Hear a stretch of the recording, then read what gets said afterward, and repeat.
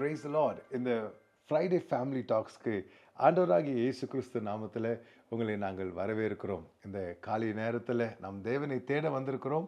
குடும்பத்தை குறித்து அநேக காரியங்களை நாம் கற்றுக்கொள்ள போகிறோம். போன வாரம் நாம் பிசாசு எப்படி சில சதி திட்டங்களை கொண்டு வந்து நம்மளை டயர்டாக எக்ஸாஷன் கொண்டு வந்து குடும்பத்துக்கு செய்ய வேண்டிய காரியங்களை தடை பண்ணுகிறான் என்று சில காரியங்களை பார்த்தோம். ப்ராக்டிக்கலாக அதை எப்படி நாம் கவுண்டராக்ட் பண்ண முடியும், ப்ராக்டிக்கலாக அதுக்கு எப்படி நாம் பிரதியுத்தரம் கொடுக்க முடியும் என்றும் நாம் பார்த்தோம். ஃபர்ஸ்ட் முதலாவது நம்ம ஃபிசிக்கல் ஹெல்த் நம்ம எப்படி பார்த்துக்கணும்னு நம்ம லாஸ்ட் வீக் நம்ம அது குறித்து பார்த்தோம் இல்லையா. நம்ம எவ்வளோ ரெஸ்ட் எடுக்கணும், அப்புறம் எக்ஸசைஸ் பண்ணணும், இந்த காரியங்களை குறித்து நம்ம போன வாரம் பார்த்தோம். இப்போ தொடர்ச்சியாக இந்த வாரம் எதை குறித்து நம்ம பேசலாம் இன்னைக்கு நம்மளுடைய மென்டல் செல்ஃப் கேரை குறித்து நாம் பேச போகிறோம். நம்ம மன ரீதியில் பிசாசு இன்னைக்கு அநேக அலுவல் காரியங்களாக இருக்கட்டும், நம்மளுடைய குடும்ப காரியங்களாக இருக்கட்டும், ஸ்ட்ரெஸ் மூலியமாக, நம்மளுடைய மன அழுத்தத்தின் மூலியமாக இன்றைக்கு பல பாதிப்புகளை நாம் பார்த்து வருகிறோம். இதை நாம் எப்படி முதலாவது நாம் இதுக்கு பிரதியுத்தரம் கொடுக்க முடியும்? 3 யோவான்ல நாம் பார்க்கிறோம், பிரியமானவனே உன் ஆத்மா வாழ்வது போல் எல்லாவற்றிலும் நீ வாழ்ந்து சுகமாயிரேன்னு. சுகமாய் ஆத்மா எப்படி இருக்க முடியும்? சுகமாய் ஆத்மா இருக்கணும்னா அது இரட்சகர்கிட்ட வரும்போது தான். ஆண்டவராக இயேசு கிறிஸ்து நம்மளை அழைக்கிறார். போன வாரம் நாம் பார்த்தது போல மத்தேயு 11வது அதிகாரம் 28வது வசனத்துல நாம் பார்க்கிறோம், வருத்தப்பட்டு பாரம் சுமக்கிறவங்களே என்னண்டையில வாங்க. பல பாரங்கள் நம்மளை அழித்து கொண்டு இருக்குது. பல பாரங்கள் இந்த உலகத்துல நம்மளை பல சிக்கலுக்குள்ளாக கொண்டு போய் நம்ம மனதில் நமக்கு சந்தோஷ சமாதானம் அற்ற ஒரு நிலைமைக்குள்ள கொண்டு வந்து கொண்டிருக்கிறது. ஆண்டவர் நம்மளை அழைக்கிறார். நாம் முதலாவது அவர்கிட்ட வரும்போது அந்த பாரங்களை அவர்கிட்ட நம்ம கொண்டு வந்து கொடுக்கும்போது நம்மளுக்கு ஒரு இளைப்பாறுதல் கிடைக்குது, அந்த சுகம் நம்மளுக்கு கிடைக்குதுங்க. பாருங்க, நம்ம ஆவியில நிரம்பி அந்நிய பாஷையை பேசும்போது, ஏற்கனவே நம்ம சபையில் இது குறித்து பேசியிருக்கிறோம், எப்படி அந்நிய பாஷை பேசும்போது விஞ்ஞானம் கண்டுபிடிச்சிருக்குங்க. இன்னைக்கு நம்மளுடைய இந்த ஃப்ரண்டல் லோப்ஸ், அதாவது லாங்குவேஜ் சென்டர்ன்றாங்க, நம்ம மூளையின் இந்த முதல் பகுதி, அதில் அந்நிய பாஷையை பேசி ஜனங்கள் ஜபிக்கும் போது சில சயின்டிஸ்டுங்க சில காரியங்களை வைத்து கண்டுபிடிக்கிறாங்க, இந்த ஃப்ரண்டல் லோப்ஸ் கம்ப்ளீட்டாக அமைதியாகுது. ஆச்சரியப்படுகிறாங்க, எப்படி இது சாத்தியம்? ஒரு மனுஷன் பிறந்த நாள்லேருந்து மறிக்கிற மட்டும் அவங்களுடைய மனதை பார்த்தீங்கன்னா அந்த லாங்குவேஜ் சென்டர் தூங்கும் போது கூட ஒர்க் ஆகிட்டு கொண்டே இருக்குது. அதுக்கு இலைப்பாறுதல் என்றால் அது செத்த பிற்பாடு தான் அதுக்கு இலைப்பாறுதல். ஆனால் ஆவியில நிரம்பி ஜபிக்கும் போது தேவன் அவங்களுக்கு ஒரு இலைப்பாறுதலை கொடுக்கிறவராக இருக்கிறார். அந்த ஃப்ரண்டல் ரோப்ஸ் கம்ப்ளீட்டா சைலண்ட் ஆகுறது நாம் பார்க்கிறோம். இது ஒரு பெரிய ஆச்சரியமான ஒரு காரியம். தினந்தோறும் நாம் ஜபிக்கும் போது, ஆவியில நிரம்பி ஜபிக்கும் போது ஒரு புத்துணர்ச்சி, ஒரு ஆவிக்குரிய புதிய பலனை தேவன் கொடுக்கிறார். நம்ம பாரத்தெல்லாம் இறக்கி அவர் பாதத்தில் வைக்கிறோம். இந்த அனுபவம் நம்ம எல்லாருக்கும் தனிப்பட்ட நிலைமையில வரும்போது நம்ம ஸ்ட்ரெஸ் நம்ம ஃபேமிலியை பாதிக்காது. இன்னைக்கு அதான் பெரிய பிரச்சனையா இருக்கு. நம்ம ஸ்ட்ரெஸ்ஸை சுமக்கிறதுனால, இந்த பாரத்தை சுமக்கிறதுனால குடும்பத்தோட நம்ம சந்தோஷமா இருக்க முடியல, நம்ம அன்பை அவங்களுக்கு காட்ட முடியல, அவங்களோட சமாதானமா நம்மளால இருக்க முடியல. முதலாவது இயேசு சொல்லுகிறார், அந்த பாரத்தை என்னத்துல கொடுத்துருங்கன்னு. இந்த காலை வேலையில என்ன பாரம் நீங்க சுமந்து கொண்டிருந்தாலும் இப்போ இறக்கி அந்த ஆண்டவருடைய பாதத்துல நீங்க வைங்க. இப்போ ஆவியில நிரம்பி நீங்க ஜெபிங்க. என் ஆத்மா சுகமா இருக்க உன் மண்டையில நான் வருகிறேன் ஆண்டவரே. அந்த சமூகத்துல நீங்க இருக்கும் போது உங்க ஆத்மா சுகமா இருக்கும். ஆமென். நம்ம அந்த பாரத்தை கர்த்தரிடத்துல கொடுக்கும் போது கண்டிப்பா ஆண்டவர் அந்த பாரத்தை நீக்கிறவரா இருக்கிறாரு இல்லைங்களா. அநேக நேரத்துல நம்ம அதை நெக்லெக்ட் பண்ணிடக்கூடாது. நம்மளுக்கு ஒரு பிரச்சனை இருக்குது, நம்மளுக்கு ஒரு பாரம் இருக்குதுன்னா அதை நம்ம கண்டிப்பா ஷேர் பண்ணணும். ஆண்டவர் கிட்ட ஷேர் பண்ணும்போது, நீங்க சொல்லும் போது ஆண்டவர் கண்டிப்பா அந்த டெலிவரன்ஸ் கொடுக்குறாரு. அப்போ நிறைய பேர் என்ன பண்றாங்கன்னா, அந்த மாதிரி ஒரு பிரச்சனை இருக்குதுன்னுட்டு அதை அப்படியே உள்ளவே சப்ரெஸ் பண்ணி வச்சிருவாங்க. இல்லைன்னா சில பேர் அதை ரொம்ப வெளிப்படையா காட்டிடுவாங்க. ரெண்டுமே அவ்வளோ நல்லதில்லை.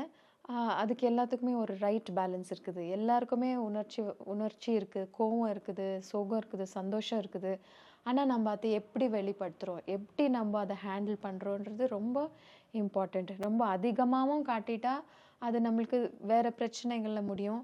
ஆனால் அதே நம்ம காட்டாமல் விட்டுட்டா அது உள்ளவே அது பொங்கி பொங்கி பொங்கி ஒரு நாள் வாழ்க்கைன மாதிரி வெடிக்கும் இல்லையா. அது ரெண்டுமே நல்லதில்லை. அதனால நம்ம சில காரியங்கள் ஃபிசிக்கலாக நம்ம எப்படி நம்ம இமோஷனல் ஹெல்த், மென்டல் ஹெல்த்தை நம்ம எப்படி பார்த்துக்க முடியும்னு நம்ம அது குறித்து நம்ம பார்க்கலாம். ஃபர்ஸ்ட் நம்ம என்ன செய்யலாம்னா, we have to connect with ourself. இப்போ நம்ம துக்கமா இருக்கிறோம்னா நம்ம அது குறித்து நம்ம யோசிக்கலாம், நம்ம ஏன் துக்கமா இருக்கிறோம் அப்படின்னு. Connecting with your self. நம்ம என்ன மாதிரி இமோஷன் இருந்தாலும் நம்ம அது கேள்வி கேட்கலாம், நம்மளுக்குள்ள என்ன நடக்குது அப்படின்னு நமக்குள்ள கனெக்ட் பண்ணும்போது அதுவே நம்மளுக்கு பிரச்சனை என்னன்னு நம்மளுக்கு தெரிஞ்சிடும். தாவீதே கேட்கிறாரு இல்லைங்களா வசனத்துல, Yes. ஏன் என் ஆத்துமாவே ஏன் நீ கலங்கி இருக்கிறாய் என்ற ஒரு கேள்வி தாவீது கேட்கறது நாம் பார்க்கிறோம். அதே போல நம்ம உள்ளத்துல நம்ம ஆராய்ந்து பார்க்கும்போது அப்போ நம்ம தேவனிடத்துலயும் அதை கொடுக்க முடியும். அந்த பிரச்சனையில இருந்து வெளியே வர அது ஒரு ஒரு ஒரு ஒரு சின்ன காரியமா இருக்குது. இன்னொன்னு கூட நம்ம செய்யலாம். நம்ம சில இமோஷனல் எக்ஸசைஸ் அப்படின்னு சொல்லுவாங்க. ஒன்று நீங்க சொன்ன மாதிரி ஜெபிக்கிறது, இன்னொன்று exchanging with God, exchanging the negative and taking the positive from God. ஒன்று ஜெபத்தில் பண்ணலாம், இன்னொன்று வசனத்தின் மூலியமா நம்மளுக்கு இருக்கிற இந்த எல்லா நெகட்டிவ் இமோஷன்ஸ், கோபம், சோகம், ஜெலசி, இதெல்லாமே நம்ம கசப்பு, வெறுப்பு, வைராக்கியம், இதெல்லாம் நம்ம கர்த்தரிடத்துல கொடுத்துட்டு வசனத்துல இருக்கிற நல்ல காரியங்களை நம்ம எடுத்துக்கலாம். அப்போ அது ஒரு பவர்ஃபுல் எக்ஸசைஸ். அப்போ ஆண்டவர் வசனத்தினால நம்ம நிரப்புறாரு, நன்மையான காரியங்களால நம்மளை நிரப்புறாரு.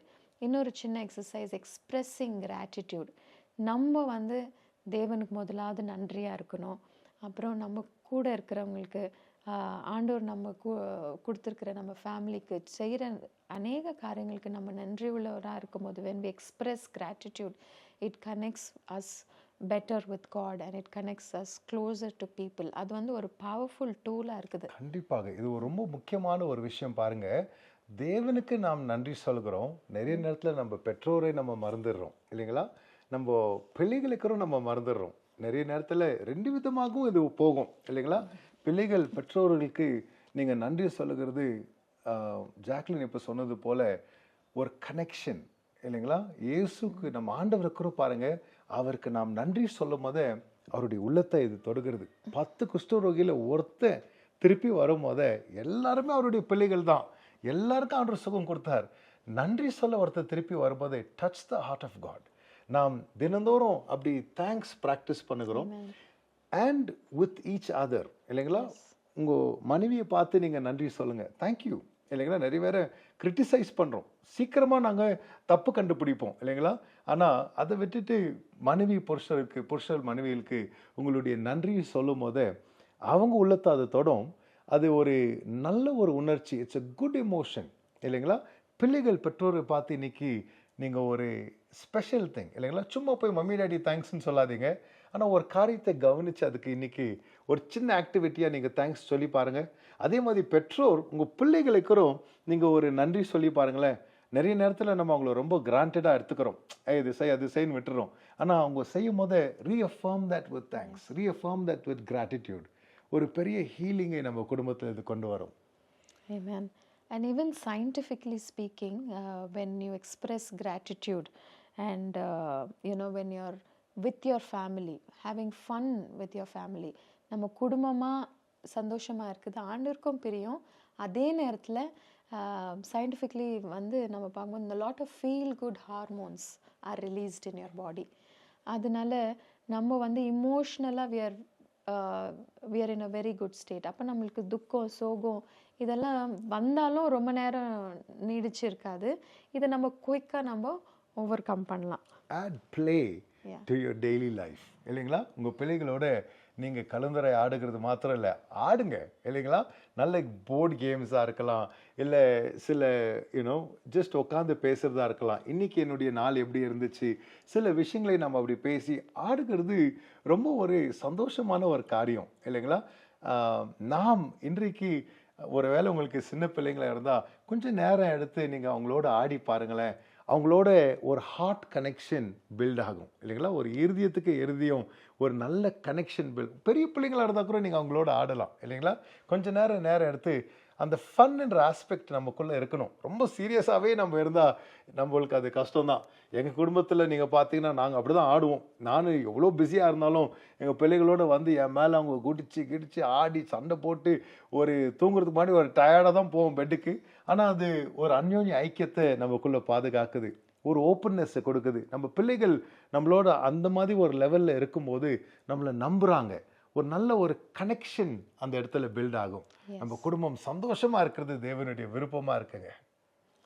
Also expressing empathy and compassion. நம்ம வந்து மற்றவங்க நம்மளை சுற்றி இருக்கிறவங்களுக்கு கஷ்டமோ எதுவோ இருந்தாலும் நம்ம நம்ம நம்ம வசனத்தில் பார்க்குறோம், ஏசு கிறிஸ்து எவ்வளோ மனதுருகுணவனாக இருந்தார் இல்லைங்களா.